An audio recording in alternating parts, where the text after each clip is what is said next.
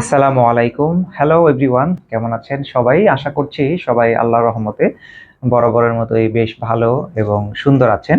আজকে আমাদের একটি আলোচনার টপিক হচ্ছে আহ, এখন যেহেতু দীর্ঘ একটা সময় অনেক তাপমাত্রা, ঢাকা সিটি ইভেন পুরো বাংলাদেশের মধ্যেই আপনার তাপপ্রবাহ বা কি বলে এল নিনো এই জাতীয় কিছু একটা বইছে। তো যার ফলে দেখা যাচ্ছে যার যার যানবাহন বা গাড়ি যেগুলো আছে অনেক সময় আমরা রাস্তায় দেখতে পাচ্ছি, ইভেন আমি অনেক জায়গায় দেখতে পাচ্ছি যে রাস্তায় চলতে ফিরতে হঠাৎ করে গাড়িতে আগুন ধরে যাচ্ছে বা আপনার রেডিয়েটর গুলো জ্বলে যাচ্ছে, ইঞ্জিন সিজ হয়ে যাচ্ছে। তো কেন এগুলো আসলে হচ্ছে বা এটা থেকে কিভাবে আসলে আমরা আমাদের গাড়িটাকে ভালো এবং সুস্থ রাখতে পারি, সেটা নিয়ে আজকে আলোচনার বিষয়। তবে আজকে আমি একটা রেফারেন্স দেবো, মূলত আমার ফোনে আসলে এখানে সেভ করা।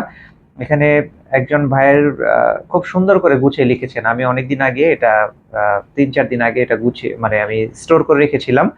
এটা হচ্ছে সাকির বিন ওয়াহেদ ভাই, ওনার একটি পোস্টে আমি দেখেছিলাম, মানে যেভাবে মূলত আমি চিন্তা করি গুছিয়ে একটা ধারণা দেওয়ার আপনাদেরকে, সেভাবে মূলত উনি এটা লিখেছেন। তো সেটা আপনাদের সাথে একটু ডিসকাস করবো আমার মতো করে, এবং উনি যেভাবে লিখেছেন সেটাও আপনাদের সাথে জানাবো। তো চলেন আমরা সেটা নিয়ে ডিসকাস করি। তো যেহেতু আজকে উবার এবং পাঠাও রাইড করে আসছি, খুব ক্লান্ত, এর মধ্যে বন্ধ হয়ে গলাটা যাবে না? শুকিয়ে যাচ্ছে। না, বন্ধ হয়ে যাবে না। এই যে বাবা, এখানে এস পেন আছে, এস পেন দিয়ে আমি এটাকে কন্ট্রোল করতে পারবো। ও, আলহামদুলিল্লাহ।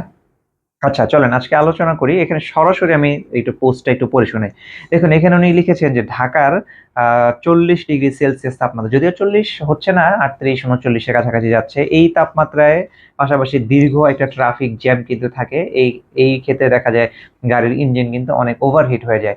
এখন ওভারহিট অ্যাকচুয়ালি জিনিসটা কি? একটা নির্ধারিত তাপমাত্রা আছে আপনার গাড়ির, সেই তাপমাত্রার যদি অনেকটা বাইরে চলে যায় তখনই কিন্তু সেটাকে ওভারহিট বলে। আর ওভারহিট হলে কি কি সমস্যা হয়? সবচেয়ে বড় প্রবলেম যেটা হয় সেটা হচ্ছে ইঞ্জিন সিজ হয়ে যায়, এবং এটা বিশাল বড় একটা ক্ষতির সম্মুখীন। ইঞ্জিন বা গিয়ার বক্স সিজ হয়ে যায় বা নষ্ট হয়ে যায়, তখন কিন্তু 2-3 লাখ টাকা বা তারও বেশি অনেক ক্ষেত্রে কিন্তু এটা খরচের বিষয় আসে। তো কিভাবে আসলে এই বিষয়গুলো সুস্থ রাখবেন সেটা এখানে গুছিয়ে কিছুটা লেখা হয়েছে। তো চলেন আমরা সেটা একটু বলি। দেখেন, এখানে আছে কুলিং সিস্টেম এবং রেডিয়েটরের জিনিসটা লিখেছে যে শুধু পানি ব্যবহার না করে ভালো মানের কুলেন্ট 50-50 মিক্স করে ব্যবহার করার কথা বলা হয়েছে। এক্ষেত্রে কিন্তু আপনার রেডিয়েটরের মানে যেটা ফাংশনটা আছে এটা কিন্তু ঠান্ডা থাকে, এবং কার্যকরভাবে এটা নিয়ন্ত্রিত হয়। এখন দেখেন, অনেকেই শুধুমাত্র রেডিয়েটরের মধ্যে পানি ব্যবহার করেন। আমি অনেক অনেক ভিডিওতে হয়তো বলেছি যে রেডিয়েটরে আপনারা পানি ব্যবহার করবেন না, রেডিয়েটরে আপনারা ইউজ করবেন অবশ্যই কুলেন্ট। আপনারা চাইলে অবশ্যই অরিজিনাল কুলেন্ট ব্যবহার করেন, যদি খুব দামি কুলেন্ট ব্যবহার করতে হবে এমনটা না। অরিজিনাল কুলেন্ট 1200-1300 টাকার মধ্যে কিন্তু পাওয়া যায় 3-4 লিটারের। হ্যাঁ, আমি কয়টা নামও বলে দিচ্ছি। যেমন হ্যাভোলিন, হ্যাভোলিন কুলেন্ট কিন্তু আপনার বেশ ভালো। ক্যালটেক্সের, এটা আপনারা কিন্তু খুব কমের মধ্যে পাবেন বিশ্বস্ত দোকান থেকে যদি কেনাকাটা করেন, বা হাজি যারা ইম্পোর্ট করে তাদের কাছ থেকে কিন্তু আপনারা অরিজিনালটা পেতে পারেন। সেক্ষেত্রে কিন্তু আপনার গাড়িটা বেশ ভালো থাকলো। আর এটা দেখেন, রেডিয়েটর ফ্যান যখন জ্যামে দাঁড়িয়ে থাকেন তখন কিন্তু খুব অল্প সময় ব্যবধানে রেডিয়েটর ফ্যানটা বারবার কিন্তু রিস্টার্ট হয়, অন হয়, অফ হয়, এবং এটা হতে থাকে। এখন অনেক, যদি কখন এমন হয় আপনার রেডিয়েটর ফ্যানটা জ্যাম হয়ে আছে বা কোনো একটা প্রবলেম হয়ে আছে, এবং সেই প্রবলেমের ফলে আপনার রেডিয়েটরের ফ্যানটা কিন্তু ঘুরলো না, তখন কিন্তু দেখা যাবে বা ঘুরলো না বা ফ্যানটা স্লো হয়ে যার যে নির্ধারিত যে আরপিএম থাকে সেই আরপিএম অনুযায়ী ফ্যানটা ঘুরলো না, তখন কিন্তু আপনার ইঞ্জিন কুলেন্টটা কিন্তু পুরো ইঞ্জিনের মধ্যে সার্কুলেট হবে না।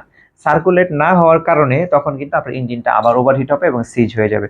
তো এক্ষেত্রে আপনার রেডিয়েটর ফ্যান পরিষ্কার করার জন্য যেটা করতে হচ্ছে, আপনাকে রেডিয়েটর ক্লিন রাখতে হবে। কিভাবে ক্লিন রাখতে হবে? আপনি চেষ্টা করেন সপ্তাহে 1 দিন বা 2 দিন আপনার নিজের কেয়ারে নিজেই করতে পারেন। যদি বাসায় পানির পাইপ থাকে সেটা দিয়ে করতে পারেন। পানির পাইপ দিয়ে আপনি আপনার রেডিয়েটরটার মধ্যে পানি দেন বা একটু সাবান টাবান মিক্স করে ফেনা করে আপনি রেডিয়েটরটাকে ক্লিন করেন, সার্ফ এক্সেল দিয়ে ক্লিন করেন। এতে করে দেখা যাবে রেডিয়েটরের ফিঞ্চ গুলো ক্লিন থাকবে এবং ফ্যানটাও কিন্তু ফ্রেশ থাকবে, ক্লিন থাকবে। তখন কিন্তু এটা প্রপারলি আপনাকে একটা সার্ভিস দিবে। এছাড়াও কিন্তু আপনার আবার বলে দিচ্ছি, ওয়াশ করার সময় চেষ্টা করবেন একটু হাই প্রেসার দিয়ে রেডিয়েটরের, গাড়ির সামনে যে রেডিয়েটরটা থাকে রেডিয়েটরটাকে আপনারা ক্লিন করে নেবেন। এছাড়াও কিন্তু ইঞ্জিন অয়েল এবং বিভিন্ন ধরনের ফ্লুইড, আপনারা জানেন যে গাড়িতে ইঞ্জিন অয়েল থাকে, মানে যেটাকে অনেকেই আমরা মোবিল নামে চিনি। তো সেই মোবিলটা থাকে। তো সেই ক্ষেত্রে আপনাকে কিন্তু এটা মাথায় রাখতে হবে যে মোবিলটা যদি আপনার বা ইঞ্জিন অয়েলটা নিম্নমানের হয় বা 2 নাম্বার হয়, তাহলে কিন্তু সেই ক্ষেত্রে আপনার গাড়ি কিন্তু ইঞ্জিন সিজ হয়ে যেতে পারে, ইঞ্জিন ওভারহিট হবে। তারপরে অয়েলের বিষয়গুলো আরো কিছু আছে, যেমন ধরেন আপনার ব্রেক ফ্লুইড আছে, পাওয়ার স্টিয়ারিং ফ্লুইড আছে, গিয়ার অয়েল আছে, এগুলো যদি আপনার নিম্নমানের হয় বা 2 নাম্বার প্রোডাক্ট পড়ে যায়, তখনও কিন্তু আপনার গাড়ি ওভারহিট হতে পারে এবং সমস্যা হতে পারে। এই জন্য এই বিষয়গুলো ঠিক রাখতে হবে, নিয়মিত চেক করতে হবে। এসি সিস্টেমের বিষয়গুলো দেখেন, আপনার জ্যামের কারণে বাইরে প্রচুর ধুলাবালি এসি ফিল্টারকে কিন্তু ডাস্টি করে ফেলে, এবং তখন কিন্তু প্রপারলি বাতাসটা ট্রান্সফার হয় না, মানে স্প্লিট হয় না, এই পাশ থেকে এই পাশে আসে না। তো দেখা যায় তখন অতিরিক্ত চাপ পড়ে ইঞ্জিনের মধ্যে, অতিরিক্ত চাপ পড়ে, তখন এটা কিন্তু আপনার একটা অতিরিক্ত হিট হিট প্রডিউস করে, এবং সেই হিট প্রডিউস যে করে এটাকে যে কমাবে, রিডিউস করবে, সেটার জন্য কিন্তু রেডিয়েটরের কাজ। এখন রেডিয়েটর ফ্যানও যদি আপনার কাজ না করে প্রপারলি, এবং রেডিয়েটর যে ফিঞ্চ গুলো আছে, ফাংশনটা আছে, সিস্টেমটা যদি কাজ না করে, তখন কিন্তু স্বাভাবিকভাবে এটা অতিরিক্ত গরম হবে, এবং আপনার ইঞ্জিন কিন্তু সিজ হয়ে যাওয়ার খুব উজ্জ্বল এবং সমূহ সম্ভাবনা থাকবে। আরেকটি বিষয় লক্ষ্য করুন, সেই বিষয়টি হচ্ছে যে আপনার এটি যদিও একটু বাহ্যিক, সেটা আর একটু তারপরেও আপনার মনে রাখতে হবে, টায়ারের কিছু যত্ন থাকে, ব্যাটারির মেনটেনেন্স থাকে, ব্রেক সিস্টেমের এগুলো মেনটেনেন্স থাকে। এখন আপনার কিন্তু যখন গাড়ি কোথাও পার্ক করবেন, পার্ক করার ক্ষেত্রেও যেমন আমাদের যদিও বাংলাদেশে আলহামদুলিল্লাহ অনেক জায়গাতে আপনার গাছগাছালি আছে রোড সাইডে কিছু কিছু, তো সেই জায়গাতে আপনার চাইলে কিন্তু পার্ক করতে পারেন। বাট যখন একদম রোদে আপনাকে পার্ক করতে হবে, তখন আপনি চেষ্টা করবেন বাজারে বা মার্কেটে এক ধরনের শেড কিনতে পাওয়া যায়, সেই শেডগুলো গাড়ির ড্যাশবোর্ডের মধ্যে দেওয়া যায়, বা চাইলে গাড়ির উপরে আপনি কাভার দিয়ে রাখলেও গাড়ি অনেকটা হিট আপনার কিন্তু উৎপন্ন কম হবে। আপনার কিন্তু এক্ষেত্রে ড্যাশবোর্ড এটাও কিন্তু ফেটে যাওয়া থেকে রক্ষা। অনেকের একটা কমন বিষয় যে আপনার এক্সিও মডেলের কিছু কিছু মডেলগুলো আছে যেগুলো ড্যাশবোর্ড ফেটে যায়, অন্যান্য গাড়িগুলো ফাটে, সেগুলো কেন হয়? আপনার অতিরিক্ত হিট যখন ড্যাশবোর্ডে পড়ে, এটা তো ওভাবে বের হইতে পারে না, গ্লাসের সাথে এটা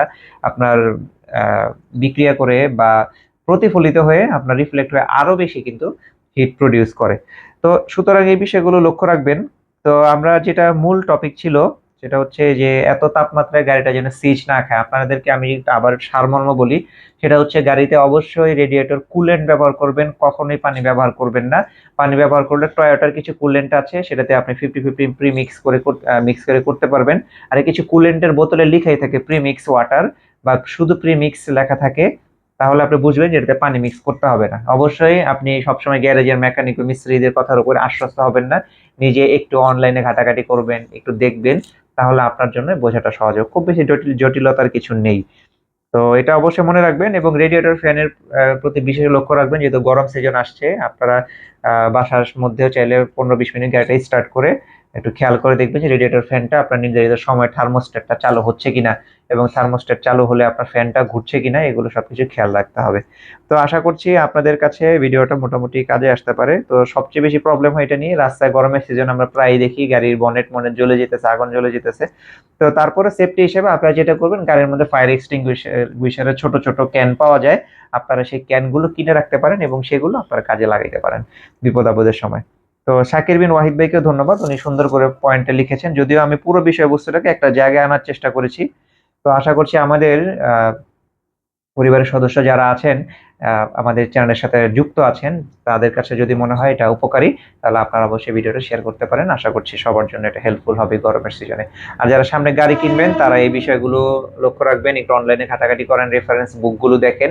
আর যাদের কোনো বিষয় জিজ্ঞাসা থাকে, কমেন্টসে করতে পারেন, কোন বিষয়ের প্রশ্ন বা ভিডিও আপনারা চান, সেগুলো নিয়ে আমরা আপনাদের সাথে জানাবো।